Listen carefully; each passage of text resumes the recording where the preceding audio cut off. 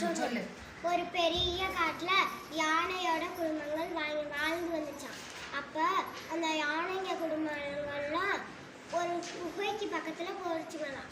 அப்ப அந்த குகைக்குள்ள எட்டி பார்க்கட்டியும் சிங்கம் வந்துச்சான். சிங்கத்தோட ராஜா சொல்லிச்சான், போய் எல்லாத்தையும் பிடிங்கன்னு சொல்லிச்சான்.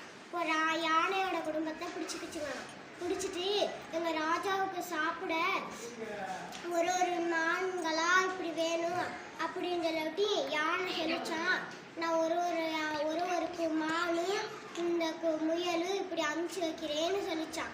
15 நாள் கழிச்சு ஒரு குட்டி முயல் வந்துச்சான்.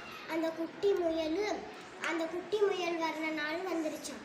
அது போகிற வழியில ஒரு கிணத்தை பார்த்துச்சான். அந்த கிணத்துல பார்த்துச்சான்ல, நான் இப்போ தானே சாக போகிறேன், நான் இன்னைக்கு வீட்டில் என் முகத்தை பார்த்துக்கிறேன்னு